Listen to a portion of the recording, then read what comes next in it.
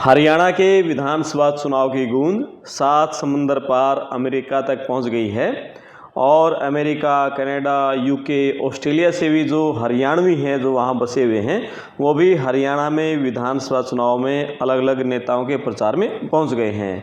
मेरे साथ हैं बालेंद्र कुंडू जी, अमेरिका में रहते हैं, अमेरिकन सिटीजन हैं और मूल रूप से हरियाणा के रहने वाले हैं। तो बालेंद्र जी से बात करेंगे हरियाणा के मुद्दों को अमेरिका में रहकर भी कितना गहराई से समझते हैं। और मेरा एक आग्रह रहेगा कि आप इस वीडियो को आखिर तक देखें। जो मुद्दों को बालेंद्र जी छूने की कोशिश करेंगे, जो छुएंगे, शायद हरियाणा के नेता, आम आदमी भी उन मुद्दों की गहराई तक नहीं जा पाते होंगे। आप आखिर तक सुनना और अपने कमेंट्स करना, वीडियो को शेयर करना। बात करते हैं जी। बालेंद्र जी नमस्ते। नमस्कार जी कर्मपाल जी, ठीक हो? बिल्कुल, बहुत बढ़िया। और आपके साथ बात करके और भी अच्छा लग रहा है। चलो आप थोड़ा एक बार अपना परिचय दे दो। हरियाणा में आपका कौन सा गांव है और अमेरिका में कहाँ रहते हो? सबसे पहले तो मैं जितने आपके दर्शक हैं सबको मेरी राम राम और नमस्कार जी।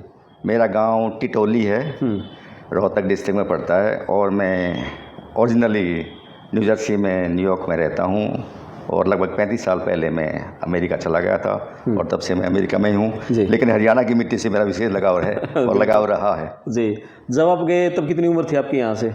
26 हाँ, 26 साल तक जो आदमी अपनी मातृभूमि में बिता लेता है फिर वो आखिरी सांस तक उसका रिश्ता टूटता नहीं है सर? नहीं, जिसने गांव में, खेत में, जोड़ पे लामनी कर रखी हो, अपना काम कर रखा, वो इस मिट्टी को, इस कंट्री को कभी नहीं भूल सकता। कभी नहीं भूल सकता। हाँ, मैं मानता हूँ कि जो हमारी सेकंड जनरेशन है, हाँ, जो वहीं ग्रोन अप हो रही है जी, उनको कोशिश करते हैं लेकिन उनका उतना लगाव नहीं है जितना लगाव मेरा है या मेरी जनरेशन का है। बिल्कुल बिल्कुल। तो मुद्दे पर आते हैं। चुनावों के लिए आप आए हैं। हरियाणा में लोकतंत्र का बड़ा उत्सव और 10 साल से हरियाणा में बीजेपी की सरकार थी और इस बार एक सर्वे में बदलाव की बयार आ रही है। कैसा चुनाव आप देख रहे हैं? कहाँ कहाँ घूमे, थोड़ा बताओ। मैं रोहतक के एरिया में गया, Bahadurgarh, Hisar, GT road belt पे गया और इसके साथ साथ मेरे काफ़ी साथी भी आए हुए हैं जी, जो ग्लोबल हरियाणा में भी हैं और दूसरे फैटर्निटीज़ के लोग भी आए हुए हैं। वो भी अलग अलग, उनसे भी रिपोर्ट मिलती रहती है। वो अपने अपने कैंडिडेट के साथ अब अपने फील्ड्स में सभी काम कर रहे हैं। तो रिपोर्ट्स तो हर रोज़ आती है। मैं तो परसों ही आया हूँ, लेकिन जितने भी यूट्यूबर हैं ना अमेरिका के अंदर, उन सबको जरूर देखते हैं। अच्छा, टीवी को देखें या ना देखें, लेकिन यूट्यूब इतना पॉपुलर है। अच्छा जी, इसकी सभी वाच कर, सभी घरों वाच करते हैं, सब लोग यूट्यूब देखते हैं। बिल्कुल, बहुत मज़ा आता है। और इसीलिए शायद यहाँ के लोगों को जिन बातों का पता नहीं है जी, उन बातों का हमें पता है जी जी जी। तो अच्छा लगता है। मतलब हरियाणा का चुनाव है और मेरा तो एफिलिएशन रहा है हरियाणा से और आगे भी रहेगा। विशेषकर चुनाव में तो जी रहती है। बाकी एजुकेशन में मेरी विशेष रुचि रहती है कि यहाँ पे एजुकेशन को, एम्प्लॉयमेंट्स को कैसे ख़त्म किया जाए। और शायद जो अखबार हैं या टेलीविज़न हैं वो सच्चाई नहीं दिखा पाते होंगे जो यूट्यूब पे दिखती होगी। ये तो आपको भी पता है, वन साइडेड है, सारा पेड थिंग है सारी की सारी, सब कुछ चैनल तो मुझे भी वहाँ अप्रोच करते थे कि, और फिर वो मेरे मुंह से कुछ कहलवाना चाहते थे और दिखाना कुछ चाहते थे। तो फिर हम लोग समझ जाते हैं कि इस तरफ ये सारा पेड एजेंडा है जी। बड़ी मुश्किल है। कोई पर्ची खर्ची की बात करता है, कोई 15 लाख की बात करता है। देयर सो मेनी थिंग्स, काफ़ी बातें हैं। ठीक। क्या मुद्दे इस हरियाणा के चुनाव में आप देख रहे हैं, ये सब कुछ जो चल रहा है उत्सव इसमें? देखिए, एक तो हरियाणा जो एक बहुत ही प्रोग्रेसिव स्टेट रहा है जी, हाँ। अब नहीं मानते आप? अब इसलिए नहीं मानता कि पिछले 10 साल में ऐसा यहाँ कुछ नहीं हुआ जो पहले हो रहा था। एम्प्लॉयमेंट बहुत भारी बढ़ गई, अनएम्प्लॉयमेंट, बेरोजगारी, यूथ सारा का सारा अमेरिका की तरफ जा रहा है, कैसे ही जाए। लेकिन मुझे पता है कि हर रोज़ बच्चे कॉल करते हैं मेरे को कि 45 लाख रुपए दे के वहाँ जाते हैं। वहाँ पे चिल्ली में, कहीं पनामा, पैराग्वे, कहाँ से पता नहीं 5-6 महीने बाद वो अमेरिका में पहुँच जाते हैं। और अभी अमेरिका से मैं आ रहा था तो मेरे साथ थे कुछ बच्चे, उनको डिपोर्ट किया था। अच्छा, 15 लाख, 45 लाख रुपए दे के वो गए हो तो डिपोर्ट कर दिया वहाँ से। अब काफ़ी स्ट्रिक्ट हो गई अमेरिकन गवर्नमेंट। तो इतना ज़्यादा कुछ हुआ नहीं है, मतलब जो कुछ हुआ है वो मेरे हिसाब से। ये तो राहुल ने भी अपने हरियाणा में जब वो आए असंध में पहली रैली की, वहाँ भी ये डंकी का मुद्दा प्रमुखता से उठाया उन्होंने। हाँ, राहुल जी से हम लोग मिले थे और ये एक अभी जो पीछे कुछ दिन पहले राहुल वहाँ गए थे जी अमेरिका। हाँ, हम काफ़ी लोग जो ओवरसीज कांग्रेस के काफ़ी लोगों ने जिन्होंने ऑर्गेनाइज किया था फंक्शन, वो भी मिले थे और हमने ये रिक्वेस्ट भी की थी कि जो बच्चे यहाँ जेल में हैं जल्दी से जल्दी या तो उनको वापस भिजवाओ, क्योंकि 1-1 साल से जेल में है काफ़ी बच्चे वहाँ पे। जी। तो ये प्रोग्रेस है हरियाणा की, एक बहुत प्रोग्रेसिव स्टेट है। दिल्ली के चारों तरफ हम हैं, प्रोजेक्ट सारे गुजरात में जा रहे हैं, जितने प्रोजेक्ट थे वो सारे यूपी में जा रहे हैं। अनएम्प्लॉयमेंट इतने छोटे स्टेट में जहाँ जियोग्राफिकली लोकेशन, भौगोलिक लोकेशन जिस स्टेट की इतनी अच्छी हो और वहाँ बेरोजगारी हो जी, और स्टूडेंट के अंदर इतना अनरेस्ट हो, फार्मर्स की क्या दिशा है आपको बताइए, स्पोर्ट्समैन की क्या दिशा है। हमें शर्म आती है जब हमारी बेटियों को, हमारी बहनों को सड़कों पर घसीटा जाता है। ये सब इतनी बातें कर रहे हो सर अब, लेकिन ये बीजेपी वाले तो कह रहे हैं कि हमने इस हरियाणा को इतना आगे ले गए, ये बना दिया वो बना दिया। खट्टर साहब 9.5 साल बिल्कुल आराम से मस्ती से राज कर गए हैं। देखो एक बात बताता हूँ, ये चर्चा मैंने भी सुनी थी, खासकर पर्ची खर्ची की और ऑनलाइन ऑनमेड जॉब देने की। मैं मानता हूँ ठीक है, मैंने थोड़ी सी देर के लिए आपकी ये बात मान ली, पर्ची खर्ची, चलो बात खत्म हुई। ऑनलाइन ऑनमेड जॉब की बात है। आप पहली बात ये है कि आपकी जॉब कितनी निकली हरियाणा में, ये देखो। उस जॉब के अंदर आपने बाहर के, हरियाणा के बाहर से कितने लगाए फिर वो देखो। और जिन बच्चों को आपने जॉब दी वो बच्चे तो वैसे भी जॉब ले लेते। हमें चिंता करनी है जो 95% जिनको जॉब नहीं मिली जी, उनको ट्रेंड कैसे किया जाए 35 साल के अंदर। चाइना हमारे से कितना आगे निकल गया जी। रीज़न बीइंग वहाँ पे हर बंदे के हाथ में स्किल है, हर बंदा काम जानता है। हमने अपने यूथ को काम नहीं सिखाया, घोटाले किए, फार्मर्स को कितने परेशान कर रखा। फार्मर रीड की है देश की बिल्कुल 60%। हरियाणा में कितने, लगभग 6500 गाँव हैं, लगभग 60-70% जो लोग हैं वो गांव में रहते हैं।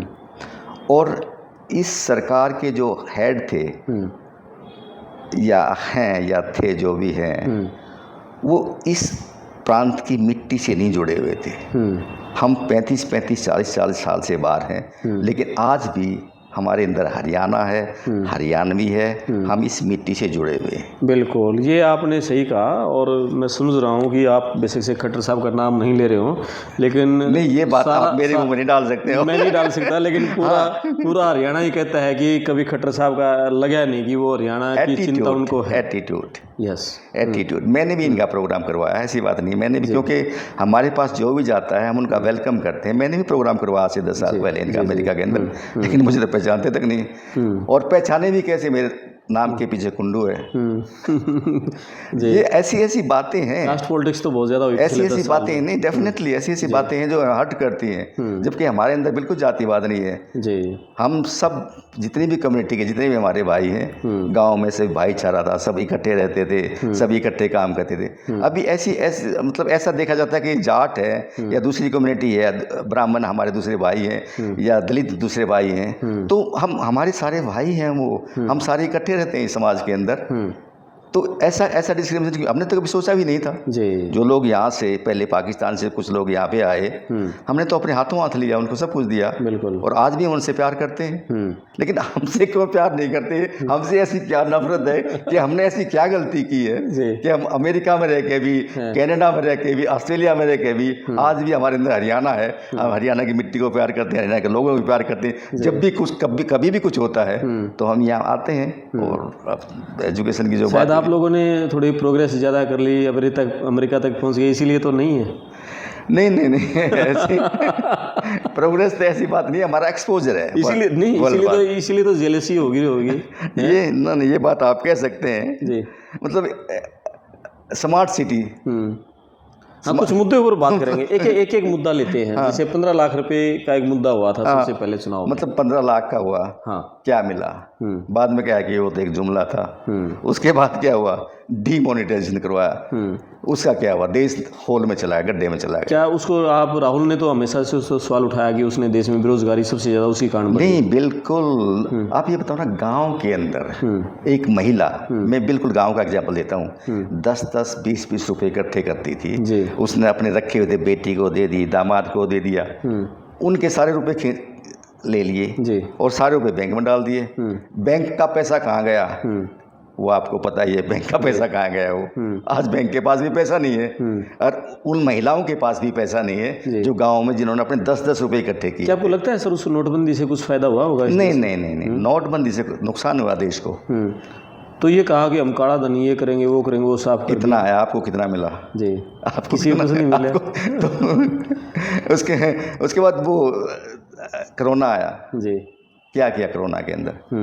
पहले आपने ये नहीं बताया कि कल से हम सब कुछ बंद करने वाले हैं। हमारी बेटियां, हम लोग बहुत जल्दी भूल जाते हैं। हमारी बेटियां, बहनें जो सड़कों पर बच्चों को जन्म दे रही हैं, क्या ये 2 दिन 10 दिन पहले ऐसा नहीं बताया जा सकता था कि अपने अपने घरों में जाओ, हम बंद करने वाले हैं, सब कुछ बंद करने वाले हैं, लॉकडाउन लगा रहे हैं। हाँ, लाशों के ढेर क्या आपने देखे थे? लेकिन पब्लिक भूल जाती है वो लाशों के ढेर। हमने अमेरिका से, और ताली थाली बजवा रही है, ताली थाली बज रही है, हमने अमेरिका से हजारों ऑक्सीजन कंसंट्रेटर यहाँ पे भेजे, इसको मिले, सभी नेताओं के घरों में गए, जिनको हम भेजना चाहते थे, गांव में भेजना चाहते थे, गरीब लोगों को भेजना चाहते थे, किसी को ऑक्सीजन कंसंट्रेटर मिला? नहीं मिला, लोग मर गए, सड़कों पर मर गए। तो ये फिक्कल माइंडेड हम लोग बहुत जल्दी भूल जाते हैं। अच्छा सर, आप तो अमेरिका में रहते हैं, क्या हमारे देश की जनता अब भी की तरह आसानी से लोग बुद्धू बना देते हैं कि कोरोना है और आप थाली बजाओ, और लोग बजा रहे हैं, और जो अंध भगत हैं वो उस चीज़ को बड़ा अच्छा मान रहे हैं? ये तो गजब नहीं है? ये तो हम भी हंसते थे कि कोरोना थाली, और ताली बजाने से कोरोना चला जाएगा। तो कितना कोरोना ताली से गया और कितना कोरोना ताली बजाने से गया। मतलब ये कोरोना तो जाएगा तो एक मेडिसिन ही है, उसी से जाएगा। तो सब the whole world is laughing at India when they are doing this kind of act. Last में पता चला कि वो जो दवाई थी जिसको मंजूरी दी गई थी, उस दवाई में भी, हाँ, उस दवाई में भी इशू थे। उस दवाई में कितने, अभी मैं भी सुनता हूँ, हार्ट अटैक्स हो रहे हैं सारे। हाँ, वो काफ़ी इफेक्ट पड़ा है बॉडी के ऊपर। माना भी जिस कंपनी की दवाई थी उसने माना भी। हाँ, बिल्कुल माना इस बात को। आज कितने हार्ट अटैक हुए हैं जी। तो country is going all the way down. बड़ा कुछ प्रॉब्लम्स हैं यहाँ पे, इन प्रॉब्लम्स को बहुत जल्दी सोल्व करना चाहिए, क्योंकि हमारे पास यूथ है जी, इतना भारी यूथ, इतनी यूथ की पॉपुलेशन वर्ल्ड में कहीं नहीं है जितनी हमारे पास। ये एसेट है। इस एसेट्स को हमने यूज़ कैसे करना है वो आप या तो चाइना से सीखो, या जो आपके ऐसे एसेट्स हैं, ऐसे बच्चे हैं जो बाहर हैं, जिनका एक्सपोजर, अच्छा एक्सपोजर है जी, तो इनको स्किल सिखलाओ। यहाँ पे डिग्निटी ऑफ लेबर होना चाहिए ताकि बच्चे बाहर ना जाएं। यहाँ का एजुकेशन सिस्टम ठीक होना चाहिए। अभी हुड्डा साहब ने पिछले 10 साल में कितना एजुकेशन पे काम किया, ट्रीमेंडसली। दीपेंद्र ने कितना एजुकेशन पे काम किया, उसके बाद एजुकेशन में क्या काम हुआ। और दीपेंद्र का तो एक्सपोजर, गजब का एक्सपोजर है उसका तो जी। पूरे मतलब मैं आज के दिन ये कहता हूँ कि हरियाणा के अंदर एजुकेशन के मामले में जितना दीपेंद्र का एक्सपोजर है, उससे ही पता है शायद ही किसी बंदे को पता हो, क्योंकि he knows the world. Job कैसे जिया जाता है, कैसे हमने अनएम्प्लॉयमेंट को हैंडल करना है, ही नो ऑल द थिंग्स। ये शायद अमेरिका पढ़े हुए, नौकरी की है वहाँ, या इंडियाना से इन्होंने MBA किया था, ही वर्क देयर, और ये सक्सेसफुल था वहाँ पे काफ़ी आने से पहले। पर ये लर्न ए लॉट, और जो वहाँ पे इन्होंने अपनी स्किल डेवलप की, उस स्किल को यहाँ पे इम्प्लीमेंट करना चाहते हैं, इन्होंने की भी। अदरवाइज रोहतक के अंदर कौन एम्स लाने वाला था? बिल्कुल। ये इतने मेडिकल स्कूल खोले, कौन खोलने वाला था जी? आप ये बताओ कि पिछले 10 साल में यहाँ पे कितनी प्रोग्रेस हुई है, आप ही बताओ। जहाँ था 10 साल पहले वहीं रुका हुआ हरियाणा तो। भैया मैं तो मतलब एक तो मैं मानता हूँ ये रोड का इंफ्रास्ट्रक्चर यहाँ पे अच्छा हुआ, वो सेंटर का काम है जी, उसमें हरियाणा सरकार का कोई कंट्रीब्यूशन नहीं है।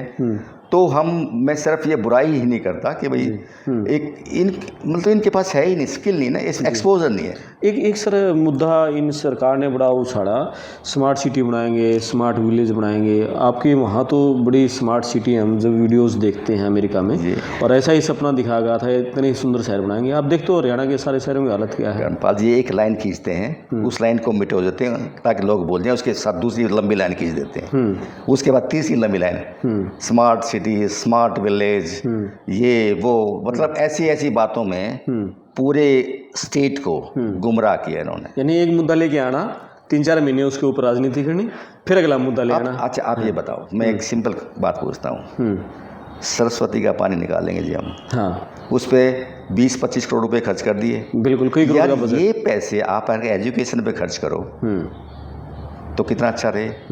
गीता महोत्सव कनाडा में, गीता महोत्सव ऑस्ट्रेलिया में, गीता महोत्सव यूके में, यहाँ के एक स्वामी जी गए, मैं नाम नहीं लूँगा, तो मैंने उनको कहा कि हमारा 15 अगस्त पे बहुत बड़ा इवेंट है जहाँ पे लाखों लोग होते हैं, आप 1000 गीता मेरे पास भिजवा दो, आपको एक पैसा खर्च करने की जरूरत नहीं, जितना आपके पास पैसा गीता महोत्सव में, ये सभी यूनिवर्सिटीज़ में लगा दो, हरियाणा की यूनिवर्सिटीज़ में। लेकिन कोई सुनता ही नहीं इस बात को।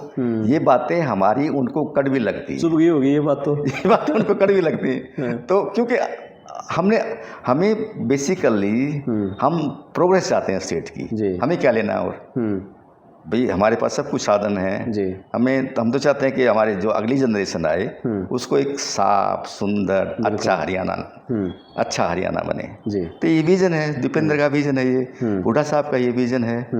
They work for the state, they work for the people. Congress से लग रहा होगा कि बिल्कुल कांग्रेस से जुड़े हुए हैं आप तो। नहीं ये बात तो ठीक है, मैं कांग्रेस से जुड़ा हुआ हूँ, मैं ओवरसीज़ में हूँ, काम करता हूँ। अच्छा, इंडियन ओवरसीज़ में काम करता हूँ वहाँ पे मैं। अच्छा, इंडियन ओवरसीज़ कांग्रेस जो सैम पित्रोदा की अगुवाई में, हाँ सैम पित्रोदा वर्ल्ड वाइड है, लेकिन हमारी विंग्स हैं अलग अलग कंट्रीज़ की, तो I work for that too. मैं एक जनरल सेक्रेटरी हूँ, ठीक है, यूएसए में जी। तो कैसी जो विदेशों में बसे लोग हैं, ये जो हरियाणा में 10 साल 9.5 साल खट्टर साहब रहे और 4-5 महीने नायब सैनी सरकार रही, और जिस तरह से इन्होंने बहुत सारे कई चीज़ों पर जो चुनाव लड़ रहे हैं, एक तो बिना पर्ची बिना खर्चे की उसकी पोल तो आपने खोली, और कई मुद्दों पर ये चुनाव लड़ने की हम हरियाणा को आगे लेके गए, और ये जो बातें करते हैं चीज़ें तो हमेशा उनकी उल्टी ही रहती हैं। जैसे जात पात का नाम लेते हैं, भी सबका साथ सबका विकास, लेकिन वो नहीं हुआ सबका साथ। यहाँ हरियाणा की छवि पिछले 10 साल में इस बीजेपी के राज की विदेश में बसे लोगों के मन में किस तरह की रही? जितने भी हरियाणा के लोग बाहर हैं एनआरआई, अब तो लगभग हर विलेज से है, क्योंकि डंकी के रास्ते बहुत लोग चले गए हैं जी। सभी इस बात से दुखी हैं कि जो यहाँ पर विलेजेस की सिचुएशन है वो बहुत ख़राब है जी। आप एक गली में चले जाओ, आप 50-60-100 लड़के ऐसे इकट्ठे कर लो जो आपके 20-20 हज़ार रुपये में काम करने के लिए तैयार हो जाते हैं जी। ये तो यहाँ के देहात की सिचुएशन है। फार्मर की सिचुएशन को आपको पता है, डबल इनकम, कितनी डबल इनकम हुई है जी, इतनी महंगाई है, घट गई है। आप ये बताओ कि अगर आप फार्मर हो, क्या आप अपने बेटे को कहोगे कि आप भी फार्मिंग करो? आज किसी भी फार्मर का बेटा फार्मर नहीं बनना चाहता, बिल्कुल। हालांकि मैं भी फार्मर रहा हूँ। क्यों नहीं बनना चाहता? क्योंकि वो अपने आप को, अपनी फैमिली को ग्रो नहीं कर सकता एक फार्मिंग जी। अब विदेश, मैं चाहता हूँ कि मेरे देश, मेरे हरियाणा में फार्मर साल में 1 महीने की 2 महीने की छुट्टी लेके विदेश के किसी भी देश में जाए, विदेश, और अपने बच्चों को घुमा के लाए, जो कि जितने भी डेवलप कंट्री हैं उनमें ऐसा करते हैं। फार्मर छुट्टी लेता है, अपने बच्चों को उनकी मनचाही जगह लेके जाता है, वो यूरोप में जाए, ऑस्ट्रेलिया में जाए, अमेरिका के किसी शहर में जाए, उसकी इतनी कैपेसिटी है, वो ये सब कर सकता है। और आप हमारे फार्मर्स की बात देखो, 2 वक्त की रोटी नहीं मिलती उसको। ये तो सर दिल्ली और गोवा गुजरात यहाँ तक नहीं घुमा सकते सर। विदेश तो दूर की बात होगी। तो वही बात मैं आपको कहना चाहता हूँ कि मैं ऐसा फार्मर चाहता हूँ देश का, जो कि हो सकता है, जो कि हो सकता है। और एक और मैंने देखा कि फार्मर्स के पास, पर्टिकुलरली एनसीआर रीजन में, तो आगे फार्मिंग तो ख़त्म ही है, ज़मीन तो रही नहीं फार्मर्स के पास। 1 एकड़, हाफ एकड़, कुछ अपने सिरसा हिसार उधर तक फिर भी लैंड होल्डिंग है जी। तो इसको हमने अगले स्टेप पे भी मूव करना है। जो किसान है, इनके जो बच्चे हैं, एजुकेशन के बाद इंडस्ट्रियलाइजेशन, सेकंड एक लैडर की सेकंड स्टेप पे मूव करना पड़ेगा। We have to move towards skill education और दूसरे कामों के लिए। We can not depends all the time on farming, it's very hard जी। फ्यूचर इतना अच्छा नहीं है। और दूसरी बात ये कि जो फार्मिंग में यहाँ पे बीमारियाँ इतनी हो गई हैं, फर्टिलाइजर इतना यूज़ करते हैं, तो यहाँ से जो एक्सपोर्ट होता है वो भी वापस आ जाता है, कितने प्रोडक्ट वापस भेज देते हैं अमेरिका से, यूके से। तो काफ़ी इश्यू हैं फार्मर्स के जी। फार्मर को हमें थोड़ा सा मॉडर्नाइज करना पड़ेगा। यस। एक सर, जैसे हमारे देश में भी पीछे मुद्दा चला था खिलाड़ियों का, और ये विनेश फोगाट, बजरंग पूनिया, इन्होंने ब्रिजभूषण के खिलाफ मोर्चा खोला था, किस तरह से लड़कियों का शोषण होता था, मुद्दा उठाया, कोर्ट में केस चल रहा है, कई बार उनकी गवाहियाँ हुई हैं। तो इस मुद्दे का असर विदेश में बैठे लोगों इस मुद्दे को कितना जुड़े हुए थे? जो कंट्री ना केवल हरियाणा का, इंडिया से बाहर किसी भी स्टेट का कोई भी आदमी था जी, आज भी इस बात को बहुत बुरा फील करते हैं कि इन रेसलर्स के साथ कितना बुरा सलूक किया गया जी, और विशेषकर विनेश के साथ। तो मतलब ये लड़की, मतलब इसमें क्या पोटेंशियल थी इस लड़की ने जी। मैं तो कहता हूँ कि इतना ऐसा शायद ही इस वर्ल्ड में ऐसी कोई लड़की मिलेगी जिसने इतना स्ट्रगल किया हो जी। दिल्ली में लड़ी, उसके बाद मेट पे जाके लड़ी, और उस स्टेज पे पहुंची जहाँ पे हमारे को गौरवान्वित किया। आज हम इस बात से प्राउड हैं कि भाई अच्छा, ये कहते हैं हरियाणा में बेटी, ये हरियाणा की बेटियां हैं जी, जिन पे हम प्राउड कर सकते हैं। तो सिर्फ हरियाणा के लोगों ने नहीं, पूरे जितने भी NRI फ्रेटर्निटी है, सभी को इस बात को बहुत बुरा लगा कि क्या हो रहा है। कांग्रेस ने उनको टिकट दी है जुलाना से, क्या रिपोर्ट लिया आपने, कैसा चुनाव देख रहे हो आप लोग? नहीं, वो तो definitely civil win, 100% civil win, उसका तो कोई इशू नहीं है। अभी इसको जितने भी NRI हमारे 30-35 बंदे आए हुए हैं, वी आर सपोर्टिंग हर। अच्छा, definitely we are supporting her. Sir, एक चुनाव में ना बड़ा मुद्दा है अभी नौकरियों का, और कांग्रेस ने कहा है कि जैसे 2 लाख नौकरियां खाली हैं, हम नौकरियां भरेंगे, और बीजेपी ने सरकारी नौकरियां कम दी, कौशल रोजगार निगम बना दिया, उसमें कच्ची नौकरियां दी, और नौकरी बड़ा मुद्दा हरियाणा की राजनीति में लंबे समय से रहा है। और इस चुनावों में जैसे बीजेपी ये कह के आई थी स्टार्टिंग में 10 साल पहले 2 करोड़ नौकरियां देंगे, मोदी साहब का वादा था ये भी। हाँ, ये इस मुद्दे को, ये बेरोजगारी है, कैसे ख़त्म किया जा सकता है? विदेश में वहाँ बेरोजगारी का क्या है, और यहाँ कैसे हम इसको इम्प्रूव करें, बच्चों को कैसे स्वरोजगार दें या सरकारी नौकरियां कैसे दें? देखिए, अमेरिका में तो बेरोजगारी ना के बराबर है जी। जो वहाँ के लोकल, अगर आप +2 भी कर रहे हैं तो आपको ना भी कर रहे हैं, आपके पास कोई स्किल, आप प्लम्बर हो, आप इलेक्ट्रीशियन हो, वहाँ पे जॉब की तरह की कोई प्रॉब्लम है नहीं जी। लेकिन यहाँ पर ये भारी प्रॉब्लम है। 20-20, 25-25 हज़ार में आप कैसे घर चला सकते हो? बिल्कुल। जो अमेरिका में 40 घंटे एक वर्कर काम करता है, 40 घंटे में एटलीस्ट $1,000-1,200 तक कमाता है। यहाँ 40 घंटे काम करने के बाद भी आप $10 या $20, मतलब एक हफ्ते में कितना पैसा मिलता है आपको? 5,000 रुपये। 5,000 रुपये आने जाने गए उसके पेट्रोल में ख़त्म हो जाते हैं। तो ये हफ्ते, अच्छा, डिस्पैरिटी बहुत है। एक की सैलरी है कितनी? 2 लाख, वही बंदा काम कर रहा है 20,000 रुपये में, वही बंदा काम कर रहा है 2 लाख रुपए में। तो जो डिस्पैरिटी है ना बिटवीन, तो इसको भी दे हैव। कौशल में एक ही पोस्ट पर एक, कौशल में तो आप बहुत बड़ा घोटाला है ये कौशल रोजगार, तो बहुत बड़ा घोटाला। या तो हायर करो मत, या तो आप किसी को हायर करो मत। हायर करो तो उसको फुल सैलरी के साथ हायर करो। वो तो बीच में आप लटका देते हो। 10-10 साल से, 15-15 साल से यहाँ पे बच्चे, मतलब फैमिली, वो अपने बच्चों को स्कूल नहीं भेज सकता। एजुकेशन का यहाँ बट्टा बैठ गया। आप ये बताओ ना, पिछले 10 साल में क्या किया एजुकेशन में जी? क्या एक आम इनकम वाला किसान हुआ, या कोई खेत में दूसरा आम छोटा बिजनेसमैन हुआ, अपने बच्चों को अच्छे स्कूल में पढ़ा सकता है जी? 20-25 हज़ार रुपये में।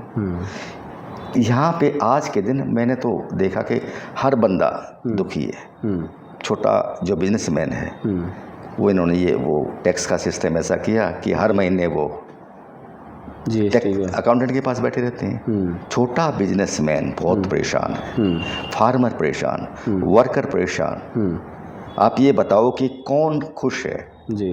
जिनको जॉब मिली हुई है बस वो खुश हैं और वो चाहते हैं कि इसलिए सबको सरकारी जॉब मिले। जी। सबको सरकारी जॉब मिलना बहुत मुश्किल है, लेकिन आपको जो प्राइवेट जॉब में आप जो कर रहे हैं उसमें आपको सेफ गार्ड जरूर होना चाहिए कि आपकी सैलरी जो है ना वो उतनी ही मिले जितनी आप सरकार में जॉब करने पे आपको मिलती है। बिल्कुल। 10 साल मनमोहन सिंह की सरकार थी, फिर उसके बाद 10 साल मोदी की सरकार, और हरियाणा में 10 साल हुड्डा की सरकार और 10 साल खट्टर की सरकार।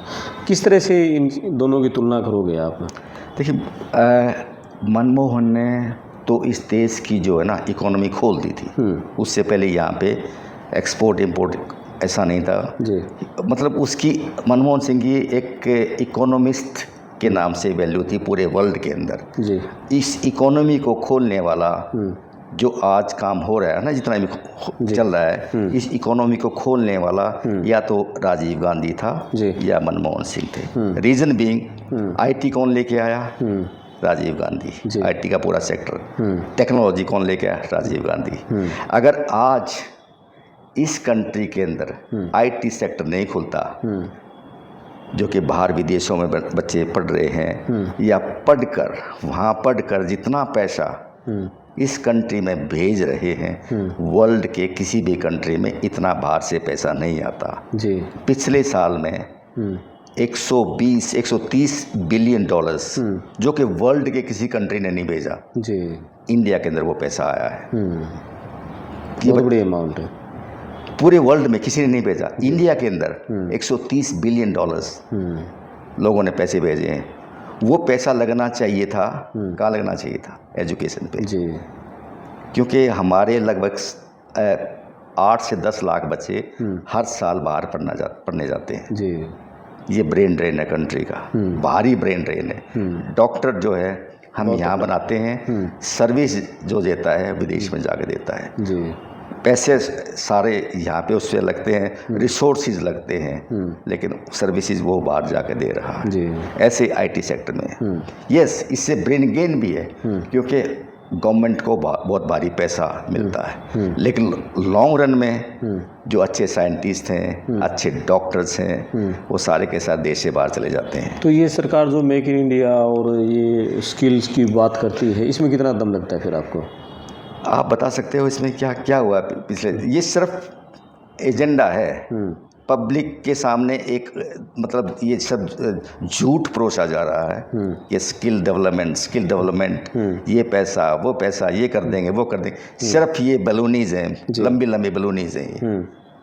बिल्कुल। और आज के दिन यूथ भी और पब्लिक भी इस बलूनीज को, इस लंबी लंबी बातों को समझ गए हैं कि ये कुछ नहीं करने वाले, सिर्फ बातें करने वाले हैं। एक टाइम पे आज से 10-15 साल पहले मैं भी इस बात में हैप्पी था कि इस देश में कुछ न कुछ होगा, इसलिए I support Modi at that time. लेकिन मैंने देखा कि झूठ पे झूठ, ये एजेंडा वो एजेंडा, इतनी झूठें बोली गई इस कंट्री इस यहाँ पे, तो लोगों को भी पता चल गया यहाँ तो कुछ हो ही नहीं रहा। सेम थिंग, हम आते हैं हम तो सेम थिंग, नो चेंज।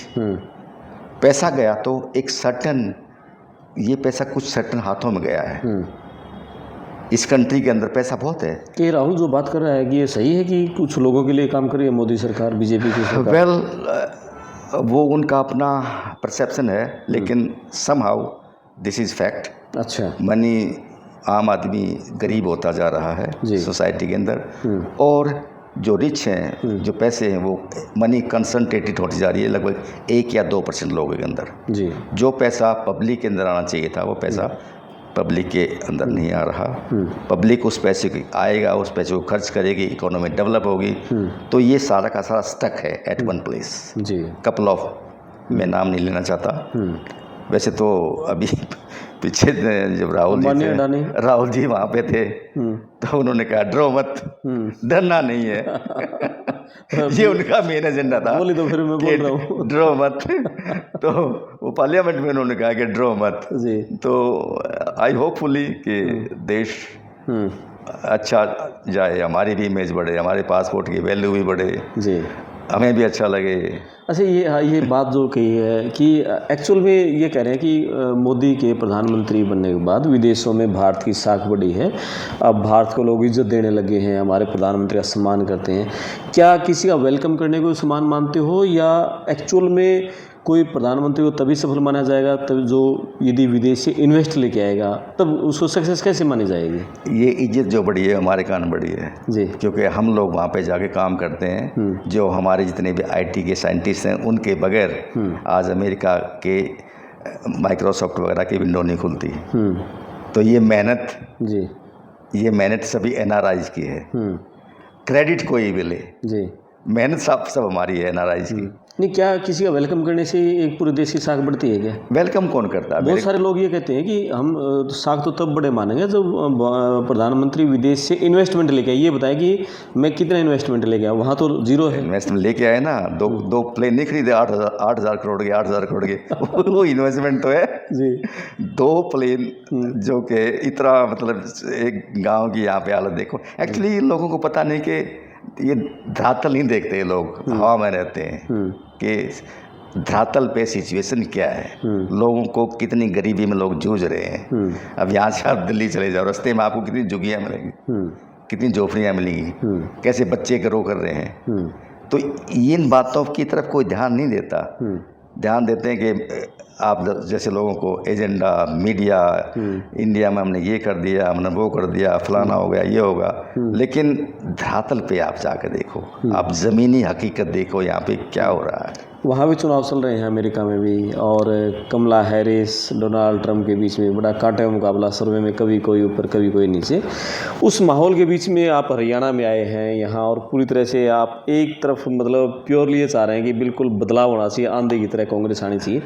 ऐसा मैं तो ये नहीं चाह रहा आंधी की तरह कांग्रेस आनी चाहिए। हाँ। मैं कहता हूँ चेंज आनी चाहिए, चेंज आना चाहिए, और पॉजिटिव चेंज आना चाहिए विद डायनामिक पर्सन। और आपने दीपेंद्र एक डायनामिक पर्सनैलिटी है। हाँ, तो वो चेंज लेके आएगा। ये डायनेमिक पर्सनैलिटी पिछले चुनाव में लोग दुष्यंत चौटाला में भी देख रहे थे। नहीं, ये पॉसिबल है। हाँ। पर ये ही एक्सपीरियंस्ड, और ये इसका पहले विश्वास हुआ लोगों ने, इसने काम किए हैं। बहुत मेलो टाइप का ये नेता है, और हमारी मतलब हमने भी इनको वेलकम किया। वहाँ पे अमेरिका गए थे राहुल जी के साथ, वो बड़ी अच्छी स्टोरी है। राहुल जी वहाँ पे गए तो ओवरसीज कांग्रेस वालों से पूछा गया कि I was part of it, कि भाई हरियाणा वालों को बुलाओ।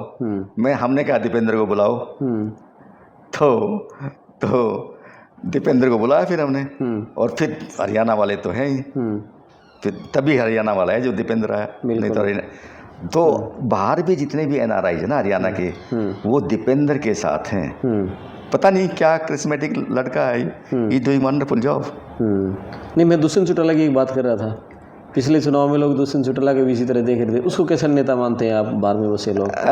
वो तो आपने भी देख लिया और पब्लिक ने भी देख लिया, पब्लिक ने विश्वास किया, पब्लिक की बातों में खरा नहीं उतरा, पब्लिक ने अब देखो क्या कर रखा है। तो वो तो आगे किसी के साथ भी हो सकता है जो काम नहीं करेगा। उसका काम कैसा मानते हो? उसने एज ए डिप्टी मिनिस्टर 4.5 साल कैसा काम किया? पब्लिक बताएगी, वो तो पब्लिक बता ही रही। आप लोग भी ऑब्जर्व करते होंगे वहाँ बैठे बैठे, सब कुछ ऑब्जर्व किया आपने, खट्टर का ऑब्जर्व किया, तो उसका भी मैं तो पर्सनली भी मिला था उनसे, मैंने उनको कुछ आइडिया भी दिए थे। I think so he forget कि मैंने क्या कुछ बोला था कि भाई एनआरआई के लिए कुछ करो, हम लोग हमारा इतना कंट्रीब्यूशन है, हम इतना पैसा देते हैं। तो पिछले 10 साल से कह रहे हैं वो बनाएंगे, ये बनाएंगे, लेकिन एनआरआई के लिए तो कुछ हुआ नहीं। हम एनआरआई को हमें चाहिए कि देखो एनआरआई को, जितने भी बाहर एनआरआई हैं, अब तो हजारों में एनआरआई, तो यहाँ पे सबकी प्रॉपर्टीज़ हैं, सबको प्रॉब्लम्स। एक तो इस आपने ये बनाया पोर्टल, बिल्कुल सही मुद्दे पर आ गए हैं। एक चुनाव में सबसे बड़ा मुद्दा है प्रॉपर्टी आईडी और परिवार पहचान पत्र का। ये 2 बड़े मुद्दे मुझे लग रहा है कि खट्टर सरकार को, सैनी सरकार को बदलने जा रहे हैं। ये हम एनआरआई भी इस बात से परेशान हैं जी। उनको एक एनआरआई को साल में 1 महीने की छुट्टियाँ, 3 वीक की छुट्टियाँ मिलती हैं। वो यहाँ पे आता हो तो आपके अफसर उनको उसको घुमाते रहते हैं लेफ्ट राइट। वो इतना फ्रस्ट्रेटेड हो गए चला जाता है यहाँ से, कहता है hell of my property, I want go back to America India. तो हम भी परेशान हैं इससे। और एक like I am a son of farmer, मैंने गाँव में मतलब खेती की है, सारे काम I know each and everything, farming का सब पता है मेरे को। एक किसान की खेत में फसल गिरी हुई पड़ी हुई है, और वो अपनी फसल को बेचना चाहता है, और ऊपर से बारिश हो रही है, तो क्या करेगा वो? पोर्टल आपका बंद है। आपने अगर पोर्टल बनाना था तो पहले अपने सिस्टम को ठीक करना था। बिल्कुल।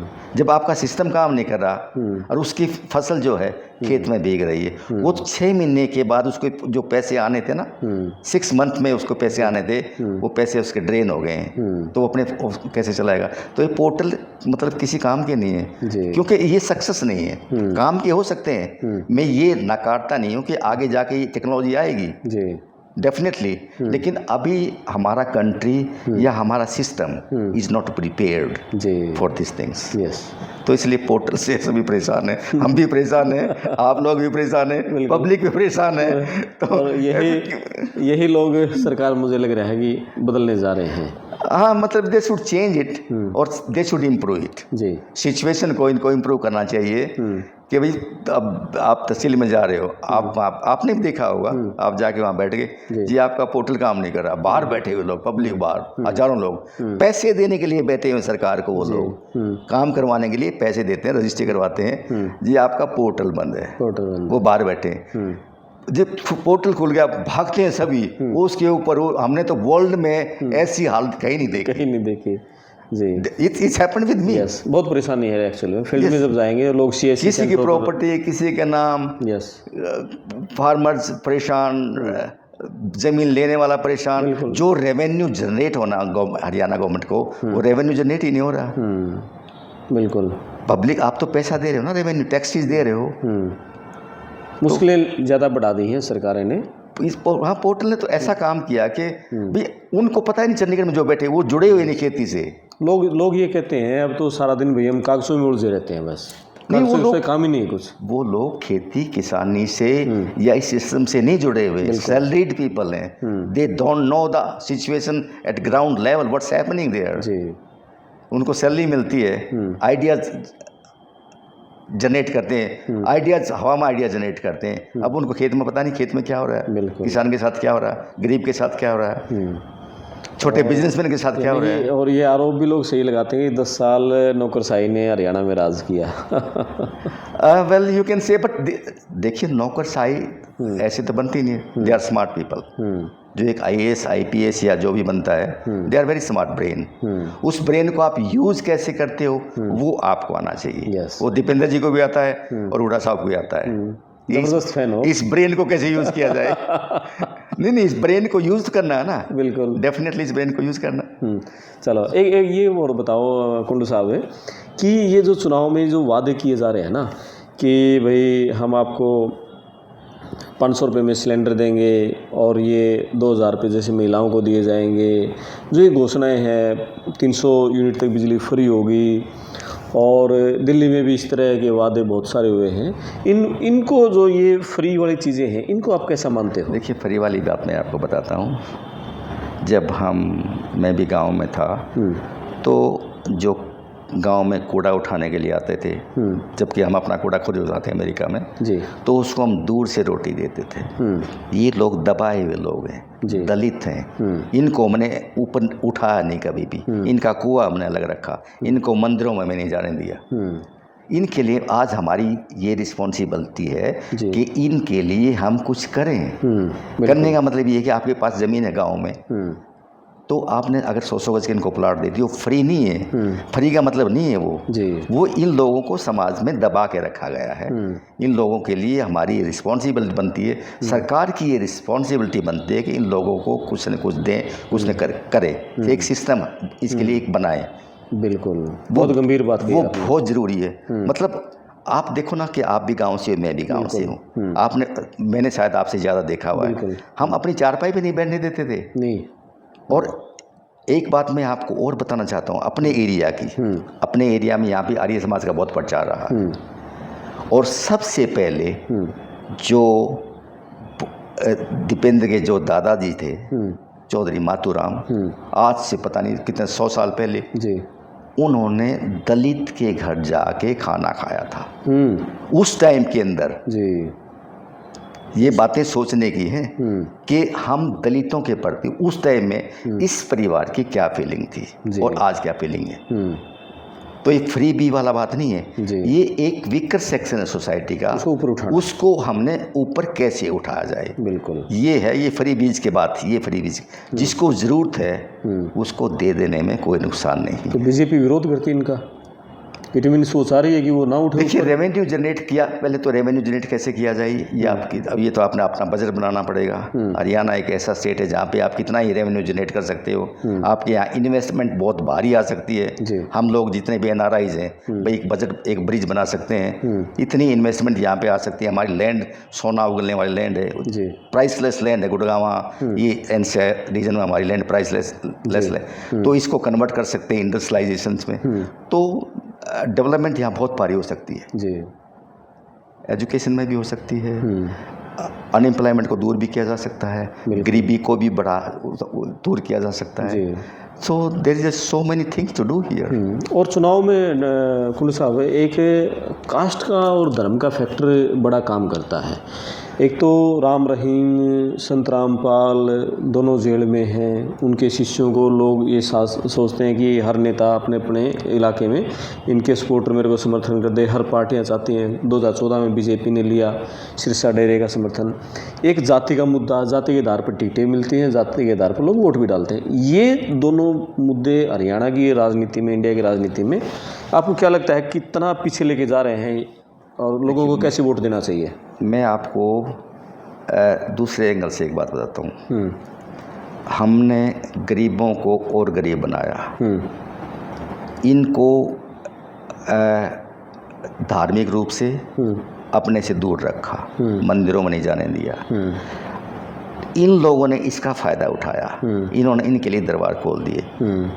तो गरीब को ये बताया गया कि भाई ये मैं भगवान हूँ, मैं ये हूँ, तो ये उधर भाग लिए फिर, क्योंकि हमने तो भगा दिया इनको।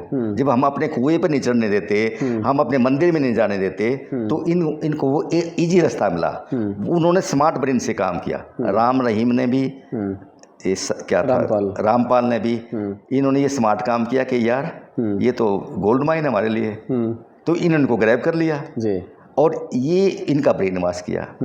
तो ये सोसाइटी में एक बहुत बड़ा रिफ्ट है, जिसकी एक बहुत बड़ी खाई है, जिसको हम भरना है। और ये तभी भरेगा तब हम एक दूसरे से प्यार करें।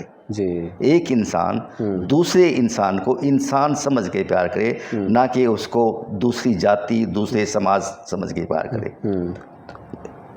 अब जैसे मैं यहाँ बैठा हुआ खाना खा रहा था, तो जो ड्राइवर है उसको बाहर बिठाए खाना खिलाया जा रहा था, तो मुझे फील हुआ, क्योंकि जितने भी डेवलप कंट्री हैं ड्राइवर भी वहीं बैठ के खाना खाता है, ऑनर भी वहीं बैठ के खाना खाता है। तो ये है इक्वलिटी, वो मोर लॉयल भी होगा। तो इन लोगों को जो है ना, जो इनके पास गए, राम रहीम के पास गए, संत रामपाल के पास गए, या ये जातिवाद फैला, ये जातिवाद इस दंगाबाद क्यों फैला, ये लोगों का ब्रेन वॉश कर रखा है। ओके, ये ब्राह्मण समाज है, हम ऊपर हैं, ये राजपूत समाज है, हम ऊपर हैं, ये दलित समाज है, ये नीचे हैं। तब ये ख़त्म हो जाएगा, तब शायद कंट्री अपने पैरों पे चलना शुरू हो जाएगा। हाँ, अमेरिका में भी काले और ब्लैक और वाइट में है, लेकिन वो भी कोशिश करते हैं। कॉन्स्टिट्यूशन में ऐसा नहीं है, यहाँ भी कॉन्स्टिट्यूशन में ऐसा नहीं है, लेकिन हम लोगों ने इसको बना रखा है। जो इसको हमें अगर इसको ठीक नहीं करेंगे ना, जातिवाद को, तो पिछले 10 साल में मैंने देखा कि बहुत बड़ा है, बहुत बड़ा है। मैंने कभी ऐसा अपनी लाइफ में नहीं देखा था जो पिछले 10 साल में जातिवाद बढ़ा है। तो ये बहुत आरोप लगते रहे कि बीजेपी सोसाइटी के लिए बहुत ही खतरनाक। बीजेपी ने पूरी राजनीति कास्ट पॉलिटिक्स पे ही फोकस किया, मतलब ऐसे आरोप है। देखिए, एक नेता होता है ना, उसको कुर्सी दिखलाई पड़ती है, और कुर्सी के लिए उसको वोट दिखलाई पड़ती है। उस वोट को, उस कुर्सी को प्राप्त करने के लिए उस वोट को कैसे खींचा जाए, उसके लिए उन्होंने उनको टैबलेट खिलाई, जहर की टैबलेट खिलाई डिफरेंट सोसाइटी को। ये टैबलेट तेरे लिए, ये टैबलेट तेरे लिए, उनको टैबलेट खिला के वो कुर्सी लेनी है। कुर्सी लेने के बाद ठीक है, वी आर हैप्पी, कोई बात नहीं, उसने कुछ नहीं करना फिर। बिल्कुल। तो ये बातें हमें। और डॉक्टर साहब एक और मैं कुंडू साहब आपका स्पष्टीकरण इस पर चाहूँगा, ये जैसे आपने बताया ना जो हमारा गरीब तबका था ये इन संतों के पास गया, लेकिन हम देखते हैं कि बहुत सारे पढ़े लिखे बड़ी बड़ी गाड़ी के लोग भी यही बाबाओं के पास घूमते हैं। देखो वो भी ब्रेन वॉश, वो बिजनेस है। हाँ, क्योंकि बाबाओं के पास जाके नेटवर्किंग होती है। एक बिजनेसमैन दूसरा बिजनेस उसी बाबा का चेला है और उस बाबा को कुछ नहीं आता, वो दोनों का कनेक्शन करवाता है जी, और अपना फायदा उठाता है उसमें। तो ये आई नो, मैं ऐसे बाबाओं से, बहुत बाबाओं से मिला। उस टाइम मैं चंद्रा स्वामी का नाम लेना नहीं चाहता, मैं बता रहा हूँ, मैंने ऐसे ऐसे बाबा देखे हैं कि जो सिर्फ बाबा तो है ऊपर से। देखिए आस्था का विषय होता है, हर आदमी की एक आस्था का विषय होता है। धर्म जो है ना वो एक्सपोजर का विषय नहीं होता, धर्म एक आस्था का विषय है। कोई आदमी किसी धर्म को में आस्था कर सकता है और सबका भगवान अलग नहीं हो सकता, सबका भगवान एक ही हो सकता है अगर आप भगवान में विश्वास करते हो तो। ये एक बहुत लंबी चौड़ी बात है, मैं इस पर नहीं जाऊँगा। तो इन लोगों ये ऐसा इश्यू है कि ये संत जो है ये जितना पब्लिक को बेवकूफ़ बना रखा है, जो ऊपर से कुछ होते हैं और अंदर से कुछ होते हैं। मैंने बहुत से लोगों को देखा है, मैंने दुनिया देखी है इस मामले में, तो इसमें ना ही पड़े तो अच्छी बात है। बहुत लंबी बातचीत होगी। किस तरह का चुनाव हरियाणा का आप देख रहे हैं? देखिए हम तो चाहते हैं हरियाणा में बदलाव आएगा तो चेंज इज ऑलवेज नेसेसरी। एक फैक्टर है, चेंज होना चाहिए जी। सरकार आनी चाहिए, अच्छी सरकार आनी चाहिए, दूसरी सरकार आनी चाहिए, सेंटर में भी दूसरी सरकार आनी चाहिए। अब ये पता नहीं कैसे आएगी, हरियाणा में कैसे आएगी, कैसे चलने देंगे। कितनी सीटें देख रहे हो कांग्रेस की?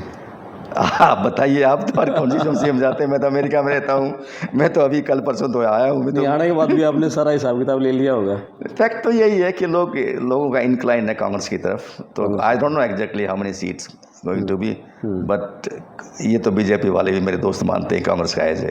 अच्छा, मेरे मित्र हैं बीजेपी वाले, ऐसी बात नहीं है, क्योंकि हम तो सारे आपस में एक ही है ना। आइडियोलॉजी अलग हो सकती है, मेरे सारे मित्र हैं बीजेपी में, मेरे बहुत से मित्र हैं, पर वो भी कहते हैं कि अब की बार चाहे आपके सामने कैमरे के सामने नहीं बोलेंगे, लेकिन दे नो दैट के what's going to happen. Congress is leading, बदलाव हो रहा है, कांग्रेस में बदलाव आ रहा है। चलो बहुत बढ़िया। कुछ मैसेज आप हरियाणा के दर्शकों को देना चाहिए? बस आप लोग जाइए, वोट डालिए ज़रूर, सभी आप वोट डालना बहुत ज़रूरी है, और उसको वोट डालिए जिसको आप चाहते हैं, और आप चाहते हैं कि कोई ये चेंज ला सकता है हमारे जीवन में, ऐसे व्यक्ति को वोट डालिए। आप चाहे किसी पार्टी में जाए, लेकिन वोट ऐसे बंदे को डालें जो आपके जीवन में चेंज ला सके, पॉजिटिव चेंज, नेगेटिव चेंज नहीं, अच्छा कर सके आपके जीवन को। जी बहुत धन्यवाद महेंद्र जी आपका, थैंक यू। आपको किस तरह की बातें लगी? और मैंने देखा डॉक्टर साहब ने बड़े मुद्दे छुए हैं, ये संतों वाला मुद्दा छुआ, प्रॉपर्टी आईडी का, परिवार पहचान पत्र का, हमारा कोरोना ताली थाली का, स्वच्छ भारत का, और 2 करोड़ नौकरियों का। तो कितनी गहराई से अमेरिका में रहकर भी हरियाणा के ज़मीनी मुद्दों पर डॉक्टर साहब की, कुंडू साहब की कितनी ज़बरदस्त पकड़ है।